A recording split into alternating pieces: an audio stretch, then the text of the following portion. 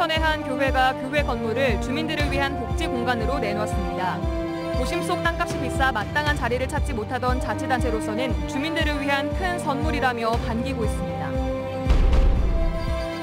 폐교를 리모델링해 지역의 문화공간으로 변화시킨 광양 사라실 예술촌이 문을 연 지 5년이 됐습니다. 그동안의 성과와 과제를 짚어봤습니다. 더불어민주당에 소속된 전남 지역 지자체장과 지방의원들에 대한 평가가 마무리됐습니다. 평가 결과는 지방선거 경선 과정에 중요한 자료가 될 것으로 보입니다. 여러분 안녕하십니까? 금요일 밤 여수 MBC 뉴스데스크입니다. 오늘 전남 동부 지역에서도 유흥업소와 초등학교 등 곳곳에서 코로나19 감염이 속출하고 있습니다. 전남도에 따르면 오늘 새벽 0시부터 오후까지 광양에서 9명, 순천에서 3명, 여수 1명 등 13명이 코로나19 확진 판정을 받았습니다. 광양 확진자 9명 가운데 6명은 유흥업소 종사자와 영업주로 알려졌으며 지역 초등학교 한 곳에서도 확진자가 발생하면서 전교생 코로나19 전수검사가 이루어졌습니다. 더불어민주당에 소속된 전남 지역 지방의원과 지자체장 평가가 마무리됐습니다. 민주당 전남도당은 지난달 말부터 면접과 여론조사, 다면평가 등을 진행해 기초단체장 17명과 도의원 52명, 기초의원 196명에 대한 평가를 완료했다고 밝혔습니다. 평가 결과는 공천심사 단계에서 본인에게만 통보되며 평가 점수가 하위 20%에 속할 경우 경선 과정에서 감점을 받게 됩니다. 시대적 사회적 변화에 따라 복지 수요가 늘면서 기존에 지어진 행정복지센터가 공간 부족을 겪는 경우가 많습니다. 하지만 비싼 도심 땅값 때문에 복지 공간 찾기가 참 힘든데요. 지역의 한 교회가 남는 공간을 선뜻 제공해 공간 부족을 해결했습니다. 강서영 기자입니다. 최근 리모델링을 마친 순천 왕조이동 복지센터 다목적실입니다. 산뜻한 조명과 방음 시설을 갖춘 이 연습실은 기존 건물이 아닌 교회 한편에 자리를 잡았습니다. 순천시에서 가장 면적이 작지만 2만여 명의 주민이 밀집한 왕조 이동. 많게는 12개까지 문화 프로그램이 운영되다 보니 복지센터는 오래전부터 공간 부족 문제를 겪어왔습니다. 몇 년 전부터 저희 센터 프로그램을 운영하는데 굉장한 어려움이 있었어요.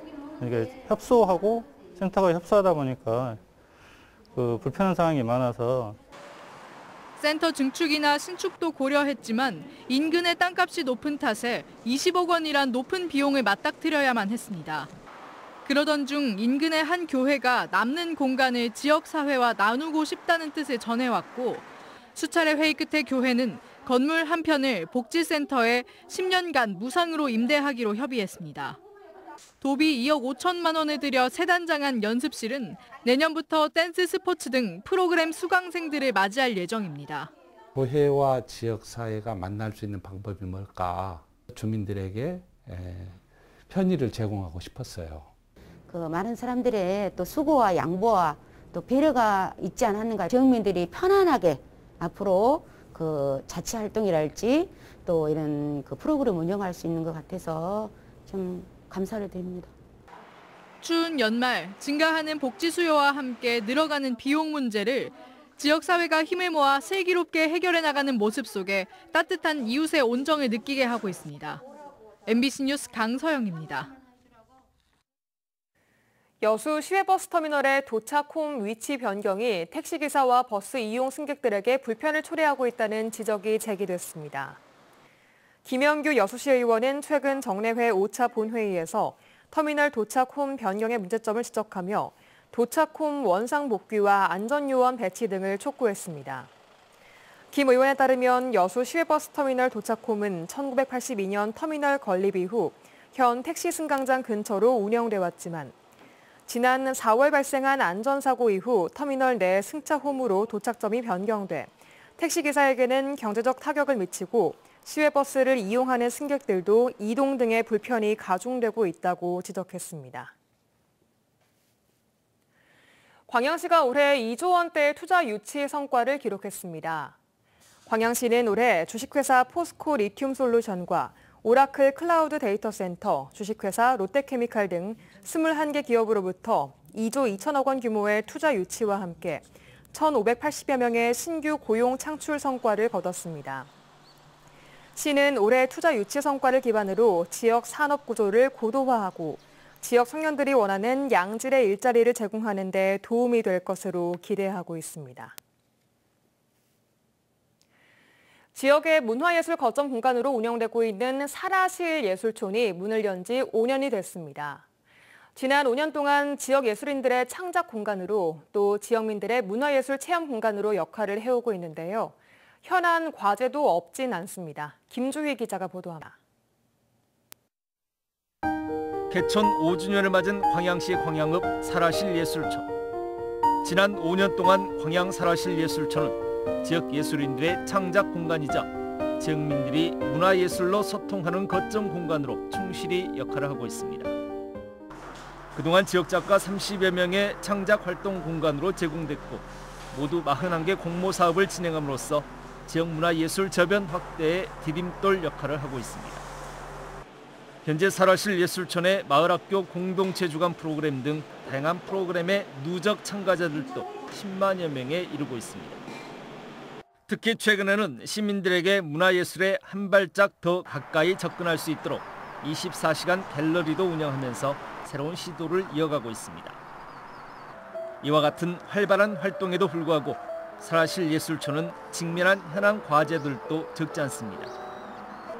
노후화된 시설물과 함께 방문객들을 위한 볼거리, 휴식 공간들이 아직 크게 부족하다는 점입니다.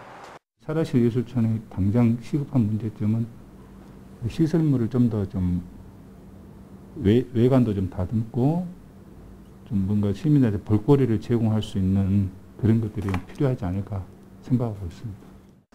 특히 코로나19 이후 운영난까지 크게 가중되면서 캠핑촌 운영을 계획하는 등 자구 노력을 추진하고 있지만 아직 해법이 되지는 못하고 있습니다. 시에서도 일부 재정 지원을 하고 있지만 지속 가능한 선순환 운영 구조를 만들어내기에는 턱없이 부족한 예산입니다. 저희는 늘상 많은 시민들에게 월별 한 1,000명 이상의 시민들이 여기서 활동을 하고 있고요.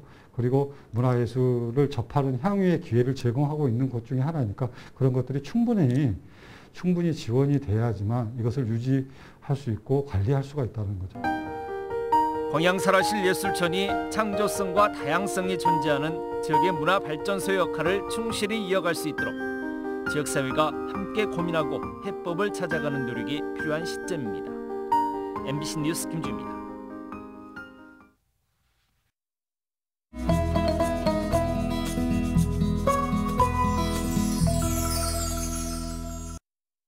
여수 MBC AI 내일의 날씨입니다.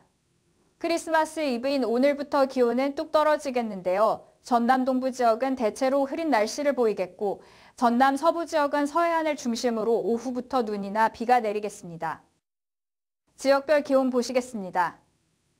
여수가 영하 5에서 영하 1도, 순천이 영하 6에서 영하 1도, 광양은 영하 5에서 0도, 고흥은 영하 6에서 영하 1도를 보이겠습니다. 내일 광주는 영하 5에서 영하 3도, 목포는 영하 3에서 영하 2도를 보이겠습니다. 내일 해상도 대체로 흐리겠습니다. 파도는 남해서부 앞바다에서 1.5에서 3m, 먼바다에서 2에서 4m로 일겠습니다. 다음 주 월요일에도 눈 소식이 있습니다.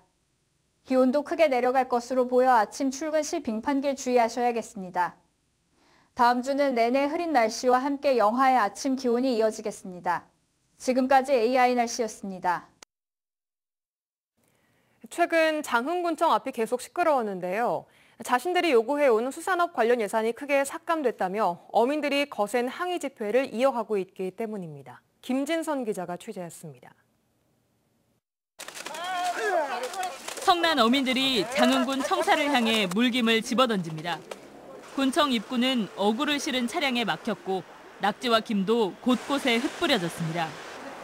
내년도 수산 사업을 위해 요구한 예산이 대폭 삭감되면서 어민들이 사흘째 거센 항의를 이어가고 있습니다. 장흥 지역 700여 명의 어민들이 참여한 어업인 연합회 소속 어민들입니다. 솔직히 어민들은 상당히 어렵습니다. 그러다 보니까 미끼 같은 거 그리고 아니면 자망하는데 그물가 같은 거를 좀 영시 어민들 지원해달라. 올해 창립한 장흥군 어업인 연합회가 장흥군에 건의한 사업은 15가지. 통발 미끼나 그물과 같은 어업기자재 구입비와 수산물을 홍보할 예산 등 27억 원 상당을 편성해 줄 것을 요구했습니다.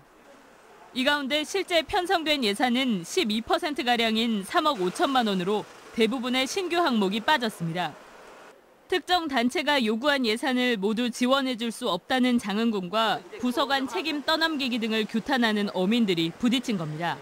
매년 하고 있는 사업도 있어요. 근데 그런 부분은 저희들이 좀 증액해서 이렇게 검토하겠고, 그리고 이제 불가피하게 요구한 부분은 우리 다른 시군도 좀 이렇게 충분히 좀 협의를 해가지고. 2배가 넘는 농업 예산에 비해 어업 예산은 턱없이 부족한 실정이라며 더욱 거센 항의를 예고했던 어민들. 취재가 시작되자 장흥군은 어민들과 면담을 통해 공식 사과하고 내년도 예산을 순차적으로 지원해 수산 사업을 확대하겠다고 밝혔습니다. MBC 뉴스 김진선입니다. 계속해서 희망 2022 나눔 캠페인에 성금 보내주신 분들입니다. 여수시청 공무원 노동조합 제11기 운영위원 일동 500만 원, 여수시 제이셀 주식회사 300만 원, 순천시 별량면 순천만 요양병원 100만 원, 여수시 해바라기 유치원 100만 원, 전남 동부 굴삭기 조종사 협의회 회원 일동 100만 원, 여수시 중앙동 10통 통장외 주민 일동 45만 원, 만덕동 12통 주택 주민 일동 36만 8천 원, 공군 도양읍 상유마을 주민 일동 32만 1천 원, 순천시 풍덕동 13통 주민 일동 31만 1천 원, 여수시 만덕동 12통 성악맨션 주민 일동 30만 원, 공군 도양읍 대복마을 주민 일동 30만 원, 여수시 만덕동 16통 주민 일동 30만 원, 주삼동 월악마을 주민 일동 20만 원, 해지마을 주민 일동 20만 원, 한려동 통장협의회 20만 원, 여수시 국동 5통 통장 외 주민 일동 20만 원, 동초등학교 교직원 일동 19만 원, 순천시 카페테라 10만 6,950원, 여수시 만덕동 익명 10만 원, 12통 대광빌라 주민 일동 10만 원, 여수시 신월동 금호아파트 윤희정 10만 원, 월호동 1통 주민 일동 10만 원, 한려동 수정 번영회원 일동 10만 원, 돌산읍 항대마을 10만 원, 주삼동 대평 오산마을 주민 일동 10만 원, 여수시 문수동 5통 황영심 통장외 주민 일동 5만 원. 성금을 보내주신 분들께 감사드립니다. 희망 2022 나눔 캠페인은 1월 말까지 접수합니다.